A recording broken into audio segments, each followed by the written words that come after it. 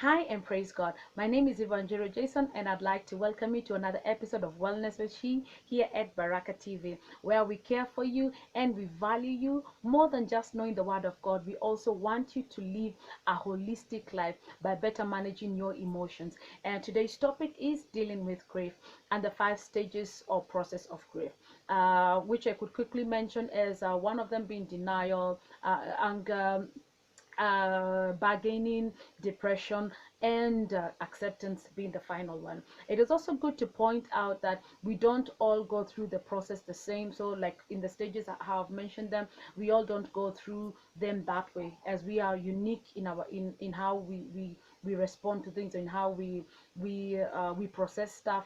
So one person may the first one might be anger instead of denial and such like. So it's good to understand that, and therefore if you're the one that is going through grief, or you know a person that is going through grief, you're able to better manage them or to better manage yourself when you're going through this process. So the first stage being denial.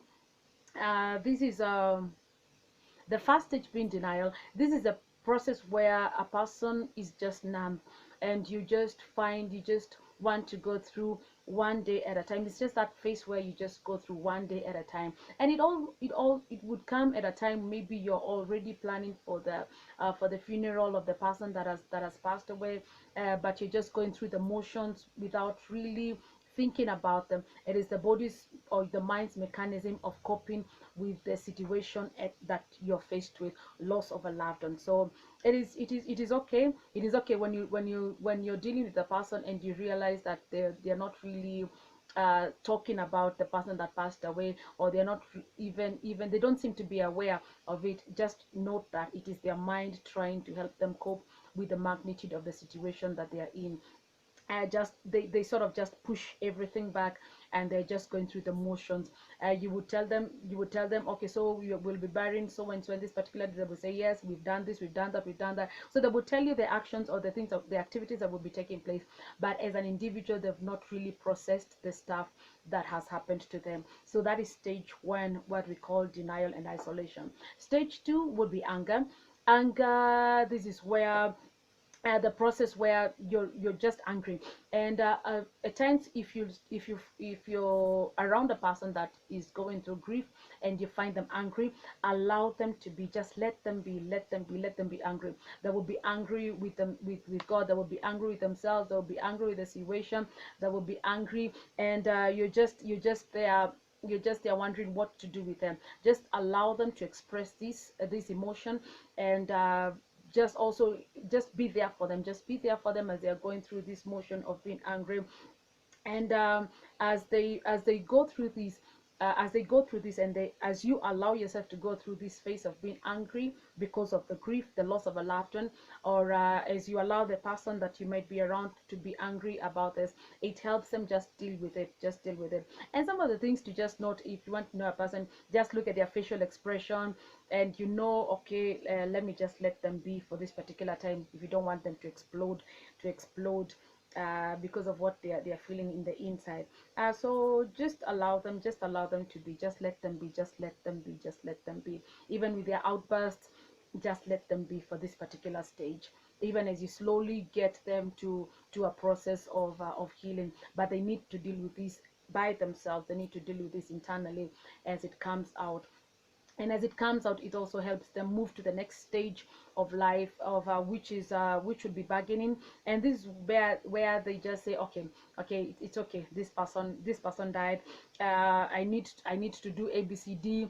In bargaining, the bargains that this person will be making is, they will try to say, I will do ABCD so person A can come back to life. So I will be a better child. So talk about, maybe it's a child that has lost a parent, and they will be saying, no, mommy, I will be coming home early, I will be doing this, I will be doing this, please come back, please come back. So they are trying to bargain with the situation so that the person that they've lost can come back to life. That is that stage. So if you're around a person and they are doing this, and they are doing you find them in this kind of conversations, or when they engage you in conversation, this is what they are saying. Just allow them to be. So someone would say, maybe they missed a phone call by the person that was calling them, or no, they discovered the person that passed away had called them or had tried to reach them, then they were not able to reach them. So they're there saying, oh, when I will pick your call, just call me again, I will pick your call, and such like things.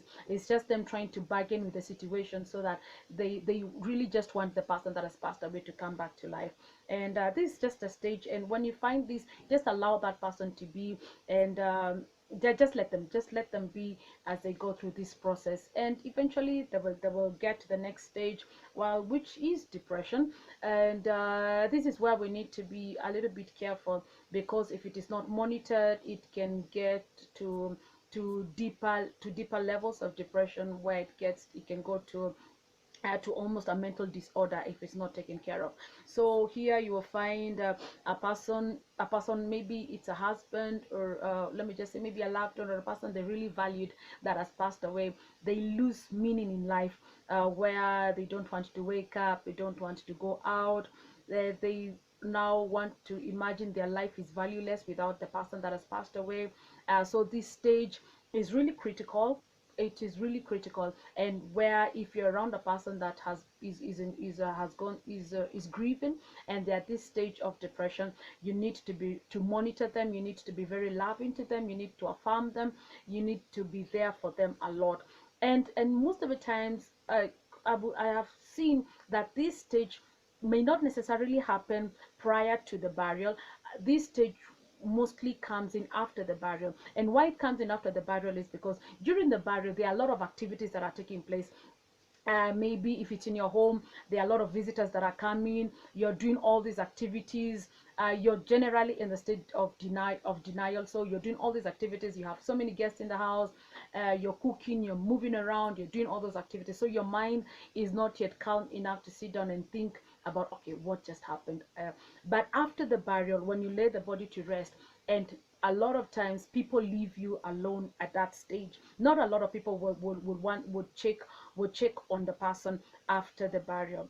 And this is a stage where if it's a family, you're left alone, and you actually realize the magnitude of the loss of the loved one. If it was a breadwinner or whoever it was in the family, every death is grieved differently, but again, every person that we lose is important, and there's a role they played in our lives, so we will feel that sense of loss.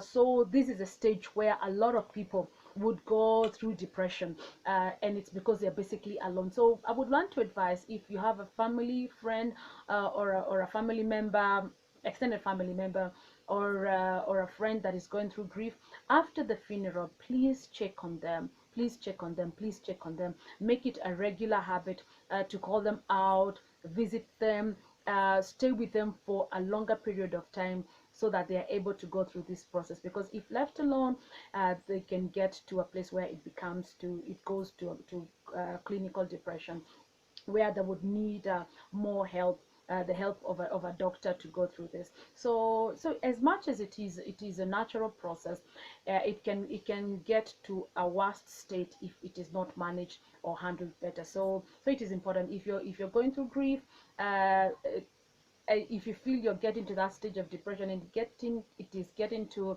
levels that you cannot manage, you can feel yourself sinking in, seek for help, call out a friend. But also, I would want to talk to the friends and the other family members that would be around a person that is going through this kind of depression. Maybe it is your mom, or it is your sister, and maybe the kind of relationship they had with the person that has passed away. Be intentionally there for them, so that you can draw them out to the living, you can draw them back to the land of the living.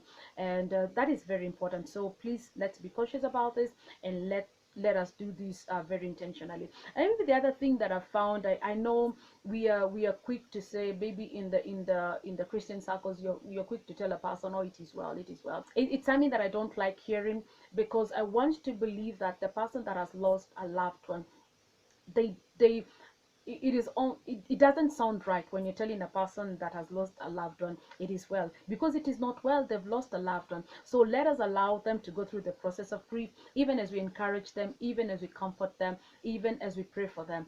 But even as you go there, be watchful of the words you say around them.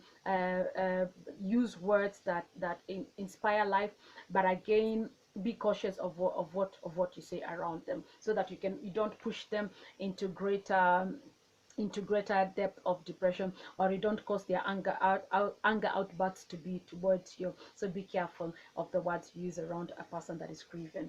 But the best that would be there, what I've found is that just be there, give them hugs, make for them tea, clean the house for them, just be there for them. If they have children, take care of their children. Maybe just do some activities that engage them. Just be there. Actually being presently there is better than anything you can ever say. The action is what they need at that particular time, that comfort and presence of another person. Then the other one is the stage where you get to acceptance, and this after you've gone through denial, you've gone through anger, you've gone through bargain, you've gone through depression. Now the last stage is acceptance. So this is a stage where you just accept, okay, it's okay, this person passed away, they're not coming back, it is okay. As we get to this stage of acceptance, you get to realize that yes, you accept that person A has passed away and they're not coming back, so that is the acceptance. But you realize that uh, you slowly learn to live with the loss.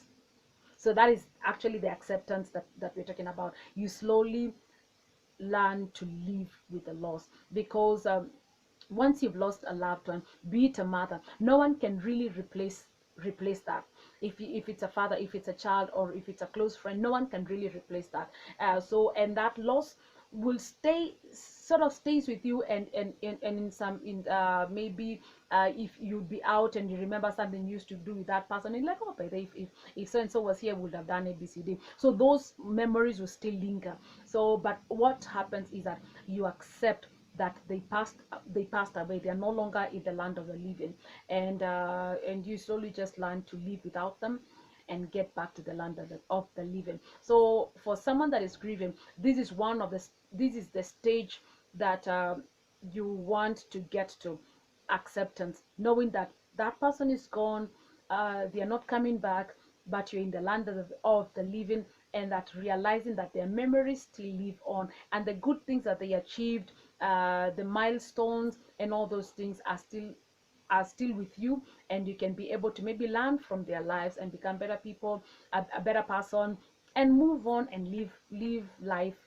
So the acceptance stage is a stage where you get to terms with what happened, and realizing that in reality that person is gone and they're not coming back, but you get to know that you're still in the land of the living, and life sort of moves on.